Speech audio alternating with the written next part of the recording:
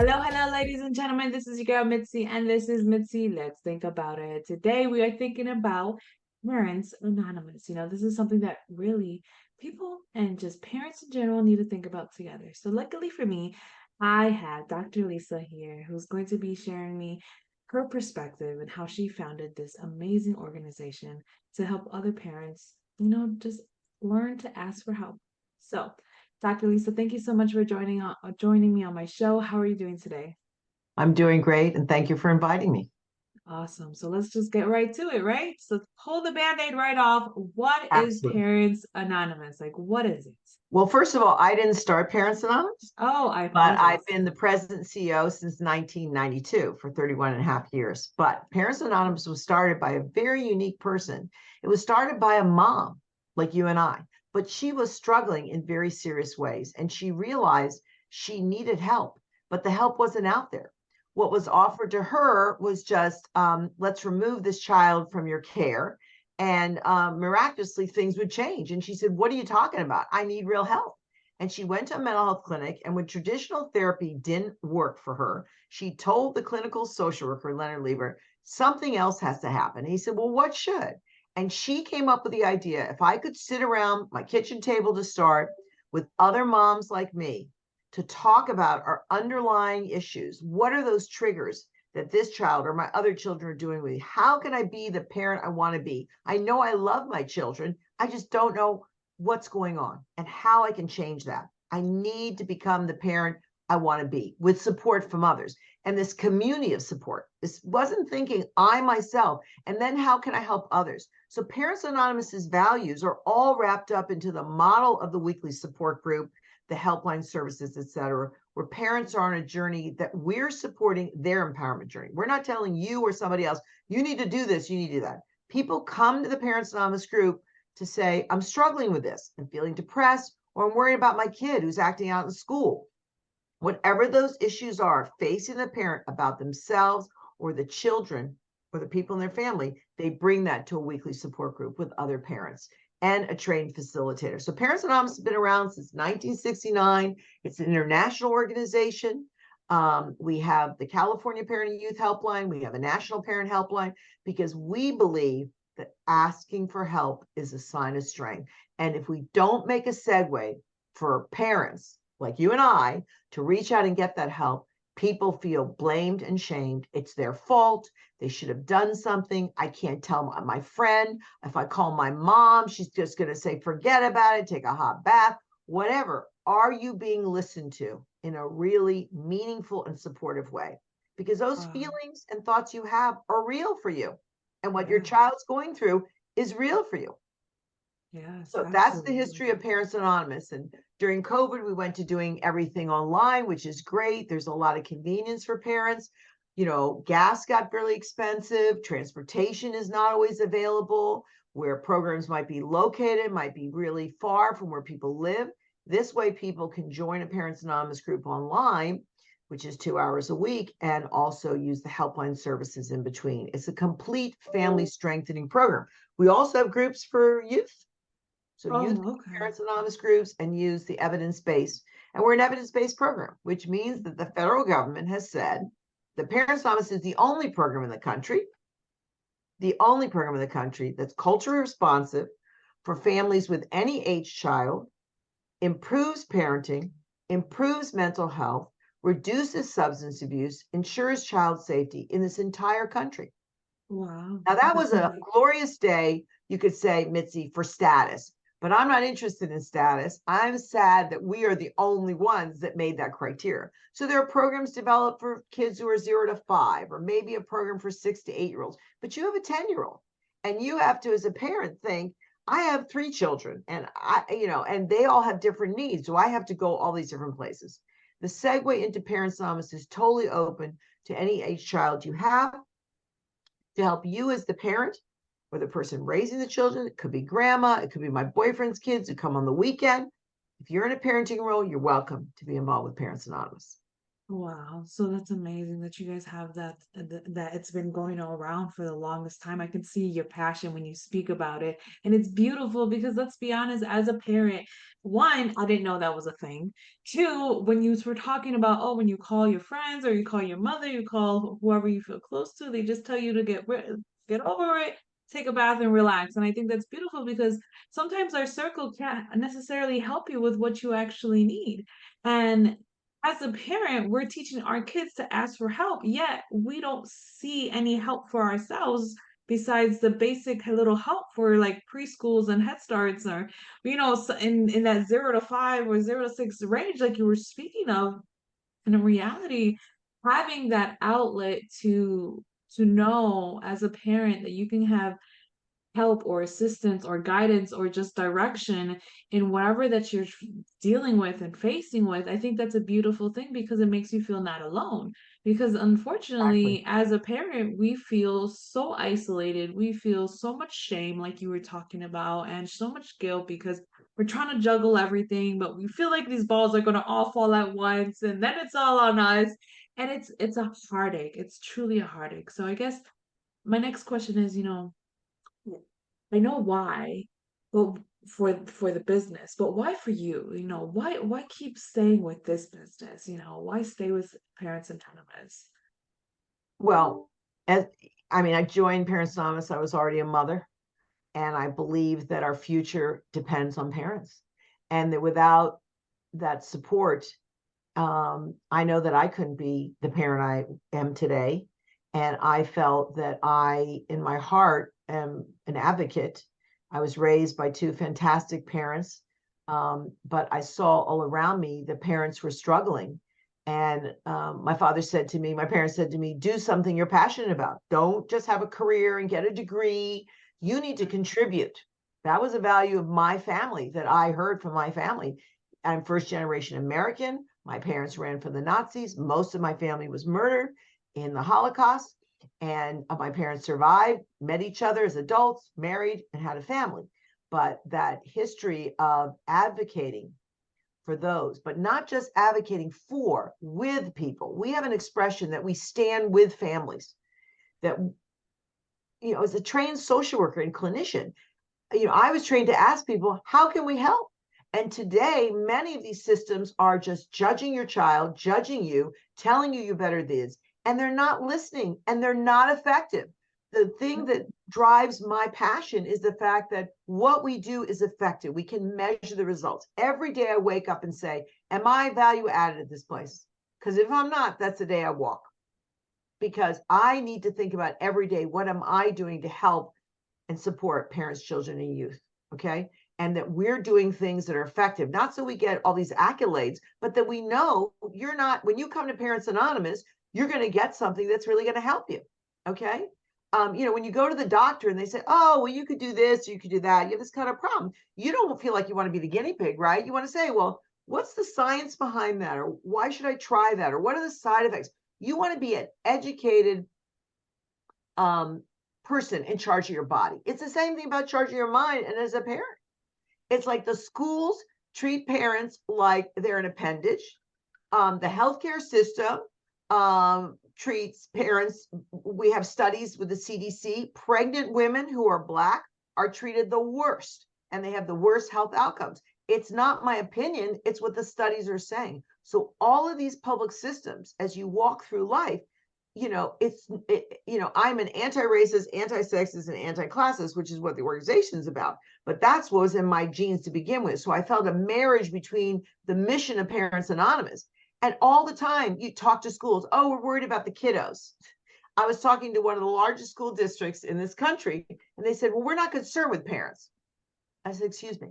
If you don't work and help those parents with children, we're talking about mental health problems that children have, you are never going to help that child. 1 hour of therapy a week is not going to change anything if you don't help that parent who has to support that depressed child the other 23 hours a day. Okay. The other siblings in that family who are affected, the worry that those parents have and the support they have, and they may be struggling with a health problem or other kinds of problems. We're first human beings before we become a parent. but we're regarded in this role that we're here to judge you. I mean, this country is all about judging and blaming. You go to the nobody wants to go to the emergency room.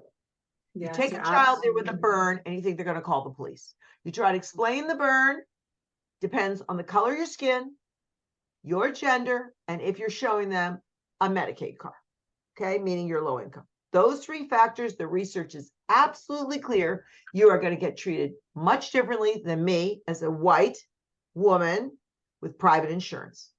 Okay. It happens every absolutely. day. We have examples over and over again, and the data bears it out. They're constantly talking about the racist policies and the results of the child welfare system, the mental health system, the access to healthcare, the education system. Why are schools in poorer communities have poorer outcomes? Well, are the teachers not as good? Maybe. Is it the students need more help? Teaching is teaching, and what is going on? So you look at the revenue base in economically advantaged organizations, communities. You say, oh, they have more money in the schools and the kids are doing better. So why are we evening out? The schools are paid through public taxes. Okay, there shouldn't be a differential in a public school because you live in a high economic neighborhood and you live in the inner city. What's the difference? But the outcomes for those kids, graduation rates are lower, more problems, more dropouts, more this, more that. They might need more supports. Okay. And we're putting money into areas where they don't need the resources. So again, sometimes I wonder how what government feels their obligation is to the people, and do they ask the people? When you call the helpline, Mitzi, the first thing we say is good morning, good afternoon, thank you. And everybody pauses, the counselor. Thank you for calling the California Parent and Youth Helpline, the National Parent Helpline. How can I help you today? It is a script we are married to in every bone in my body and everybody who works here. We walk and talk this way. And this is different. Parents Anonymous is a transformative organization. We're not in, oh, yeah, well, that seems to work. I mean, everybody will tell you they're on waiting lists to see a therapist, whether you have health insurance or not. And the access to services are not there. I just did a podcast with a woman who told me 2 years ago she had postpartum depression. The hospital misunderstood her and sent social services to her house, and she didn't get the help she wanted to do. And she was afraid, as a woman of color, to even say she was feeling depressed because she has 4 other kids. And she's thinking, are they going to help me, or are they going to remove my children from me? Exactly. Okay. And we know that postpartum depression is a serious problem. But people, if you have any problem, who do you want to tell? Do you want to tell that teacher you have a problem? Are they going to help you? Or are they going to report you? And again, people can't discern one from the other. So it is a scary thing. My son made a documentary, Failure to Protect, about the child welfare system. You know what he told me afterwards? When I have a kid, Mom, I'm never going to the emergency room because they're just going to call the cops on me. I said, honey, you have no choice. And if my grandchild or your child has an emergency in America, we only one place to go. It's called the emergency room. But how people get treated at the emergency room, literally. And we have Spectrum One News in LA did a story on Antonia and her son, and he had suicidal ideation. They changed his medication. It's a known side effect. The school blew it off. He went to the Parents Anonymous group to get support. He called the helpline. Then he went to the hospital, and the hospital kept pointing to the mom because she was low income, a person of color, and saying, what'd you do to him? I know you did something to him. And the son is like 11, 12 years old saying, she didn't do anything to me. I don't know why I'm looking for ways to kill myself. And they couldn't deal with that. They sent the police out, and they provided no help. The mother finally got the child transferred to a hospital. And he walked in, he says, I go to Parents Anonymous, and I had to meditate. They had a meditation room. And all the doctors were so, wow, can you teach some of the other kids how to meditate? So Parents Anonymous is all about parents reaching out to one another and supporting themselves. And they become these incredible advocates in the community and their children. It's a gift that keeps on giving for years beyond the time they go to Parents Anonymous. Literally, I will have people text me, call me, or say, oh my God, I've done this and that. And it's, I hand out the cards everywhere. I tell everybody because they want to share the journey they were on to help another person. Yeah, And I think that's that's so important. Yeah, it is appointment important, and I love everything that you said. And it's funny, you said so much, and I was gonna ask you so many other questions, but you kind of hit the nail on all of them, and I was just like, wow, yay! Because it is true. One of my questions I was gonna ask was like, why do you think parents don't seek out help? But you hit it on the nail when you said it's because they don't want to get reported. Point blank, They don't want period. to That's report. the reason why they don't want to get reported. People are grow up with this stigma that as soon as you ask for help, you are going to be seen as something bad. And in the health fields, because I worked for it for 11 years, and they will diagnose you as an addict, as this, as that, all in your paperwork, and that's a red flag automatically. Automatically, as soon as your transcripts, whatever it is, it's transferred, you're automatically going to be in the system as that forever. And you were just seeking help. You were just seeking sincere help. And it's so sad that they don't treat mental health as important as physical health. And it's sad. It's sad because Exactly. we live in a society where people are no longer flourishing because of their mind. It feels like it's fighting a battle within themselves and they don't know how to win it, and then they're fighting everything around them and it's frustrating. So I love the fact how you said that these children, it is impacted by their environments, and their families is their environment. Their parents are their environment. Any child can be successful by their environment. By their environment, they can also fail. They can also go into certain directions that can lead them into a harmful way. But it comes down to being able to do what is going on? Sorry. Oh, I'm sorry. I got lost. But it's it's about being able to do more for your children and for yourself as a parent. And I know because I didn't get any of this pamphlets. I didn't get any information letting me know that I have an outlet. You know what I mean? They just say, "Oh, let us know when we go do your checkup if you have any symptoms." But automatically I tell myself I'm not gonna tell them I'm Of course. depressed, or that's ridiculous. That's a ridiculous statement to say that, oh yes, I feel bad. But I've spoken with other women about postpartum depression, and they even stated to me how they were honest with their doctor, and their doctor actually helped them. But that's a rare case. To actually have Exactly. a sincere doctor that wants to sincerely help you and get you in the right direction and not remove your kids or not label you as crazy, that's a hard thing to find. So I think this is a great way to actually have this outlet, and it needs to really be thought about. It really needs to be expressed out more so that people can know that there's an outlet for them, because I don't see anybody getting better if we don't focus on our mental health. You know what I mean? The world is just going to crumble down if we don't focus on our mental health. I mean, what is your perspective on that? Well, I think there's been a trend. COVID was part of it. And when you have athletes saying, like Biles, what is her first name? I forgot her first name, or different athletes during the Olympics saying things like, you know what? I'm not competing right now. My head is not in the right place. That they're taking mental health issues out of the closet, meaning I might be seen as this extraordinary athlete, right? But I have struggled. Michael Phelps talks about depression all the time, that he talks about how he struggled with depression. And people want to put him on a pedestal as this Olympic, unbelievable athlete, right? Of course, he's worked hard for that. He has all this talent. But at the same time, he has this mental health issue. So when those people speak out about that, it takes some of it out of the closet. But the issue is acceptance, not awareness. So when people say, oh, you're aware about depression, say, oh, yeah, yeah.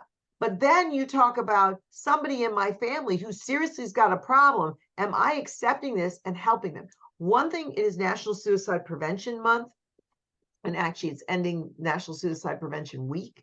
One of the things is most people in this country believe it's preventable, but there are things you need to do to get involved. So for your listeners, don't keep suicide in the closet. You need to talk about it with adults, friends, family, and not sweep it under the rug. When you take it out and say, if and don't ignore when somebody says you, I want to kill myself. You don't ignore them. Yes. You help them Yes. link to either 988 in this country, which is the suicide hotline, or us, if they're a parent or whatever, anywhere you can link them to services. Thirdly, you stay with them. You follow up with them and say, okay, I told them they should do something and I'm not going to talk to them ever again. No, you need to be engaged. So if 96% of adults in America think suicide is preventable, and we've almost hit 50,000, highest ever annually, okay, in 2022, then we need to take action and not keep it a secret. Correct. And I that means absolutely talk about suicide. Maybe something happened in your community, and people see like Twitch, the famous dancer, kill himself, or Andrew Bourdain, or Robin Williams, and they're shocked, but they don't know Robin Williams, right? They don't know Andrew Bourdain. Kate Spade, the famous designer, they don't know her, but they'll pick about her because she's a public figure or he's a public figure. correct. Think about the people in your community, in your church, in your neighborhood, at your preschool, other parents who might say, I'm feeling really, I didn't want to get out of bed today. Wow. Have you ever thought of talking to somebody about that? And you're right. It is still scary to even tell anybody, because the options we have in America is call the police, transfer you to hospital. We have some psychiatric mobile response teams. They don't always roll. They're not always available, and they're not at every corner. And so police, fire, healthcare workers need to be also educated, like what you're saying. The good doctor versus the doctor says, well, just call CPS, report this person on. Instead of, wait a minute, do you understand how to treat postpartum depression? Because I know moms who got medication, and one mom was so jittery, she couldn't survive. She had to go off the medication. She was walking near her neighbor, literally across the street, and her neighbor says, how are you doing? She just burst out crying. The neighbor was a Parents Anonymous facilitator. And this is on our website, on Univision. And that's how she started going to Parents Anonymous, which helped her with postpartum depression. And I'm not saying people might need medication, more intense therapy in addition to Parents Anonymous, of course, and they're encouraged to do that. Okay. Even though we reduce substance abuse, people are in treatment programs. They're in recovery things, okay, about heroin, meth, it's cocaine. Addiction is very particular. Parents Anonymous is supporting that journey. It's not the only thing people should be doing when they're trying to stop drinking, okay, using, etc. It's very scary times. The fentanyl deaths are scary. We're coming up to Halloween, Mitzi. Your children are going to go out trick-or-treating. Every parent today says, not in that neighborhood, not in that neighborhood, and they better go here. And I remember, my kids are adults, spilling out all the candy and saying, oh, that wasn't wrapped. And I just grabbed it and put it in the trash can. And in my day, maybe they thought there was going to be a knife in something or whatever. We didn't think about fentanyl. But every parent should be aware what those little candies look like, and anything not wrapped in a real wrapper, you need to throw it. Yeah, Somebody bakes homemade cookies and passes it out at Halloween is, in my mind, an irresponsible adult. You do not pass out cookies unless it's to your own relatives, because you do not know what are in those cookies, who handled them. And we have a surge of COVID right now. And you don't want other people to bake stuff for your children. So only buy pre-candy in a wrapper, and that's already done. And if anything's ripped, just like at the store, if you go to pick up a package and it's torn, you don't say, oh, I'm going to buy that anyway, right? You think, oh, no, that wasn't sealed, right? So all these things are real. And parents, what's so sad to me as a mother myself is how we're so disregarded, that we're so not seen as part of the solution, but the problem. Yeah. And the over-reporting by teachers, 80% of the reports made by teachers of supposed and suspected child abuse are unfounded, meaning the teacher shouldn't be calling, and their schools are. So somebody comes to class and they're wearing the same clothes, and the kid tells you, we're sleeping in our car. Well, then you should be calling a place to help the family get housing, not calling them to CPS. Being homeless is not a reason, okay, to report them to child welfare, which is an impressive, policing system. Absolutely. And I feel like there's already way too many kids in that system. Way too many kids that's thrown the CPS and they're system into languishing orphanages. There. Yeah, right. They're languishing there, and there's long-term trauma on those children. And even when they say, oops, to the parent, we made a mistake, just like having somebody in prison who they didn't really have evidence, it's like being in prison. Every parent a child's been ripped from them, they say their heart is broken forever. And even when they make changes, and maybe they've had some issues, and this is a perfect example. if you have a boyfriend or a girlfriend who beats you up and somebody says, "Oh, you're staying with this person, we're going to take your children away." Well, in other countries like France and Germany, you text help and they come and get the person who's been beat up and their children and put them in a safe house and deal with the person doing the crime. In our Yeah. country, we take the children away for the person beat up, and then we let the criminal justice system maybe chase the other person, but that's not our concern. Okay, you made a Mhm. bad choice in a relationship. Again, so much blaming and shame. And I'm thinking, like, were these people's childhood really terrible? Did they have this perception about parents? It's a For police state. real. I mean, there are advocates who call it a police state.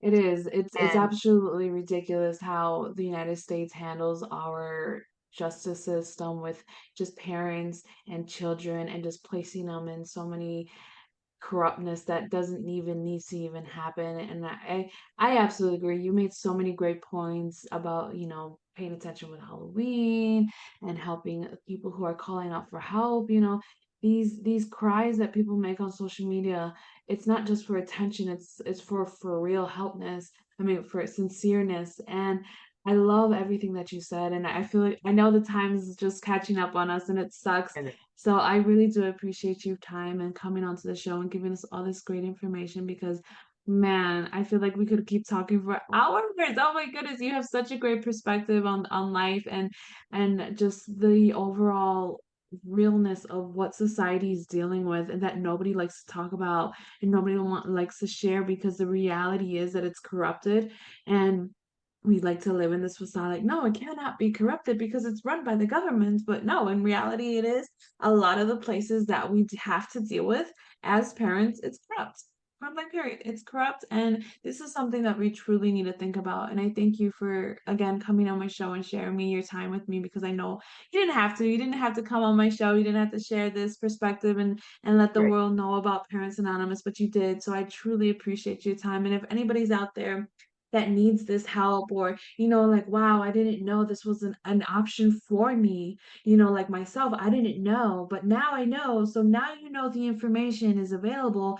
Now you can go and seek more information. If you don't seek the information or if you don't look out for more, then that's on you pretty much because now it's there. So go use it in a way that not only will help yourself, can help somebody else, can help your sister, your brother, your friend, your even your foe, just help everybody because in reality, no one on this green earth deserves to struggle in this type of way in your mental health and feel like you're truly alone. So thank you for working for this amazing company for so long because goodness, 92 is a long time ago because I'm already 30 and I was born in 93. So goodness, I know you put some years in it.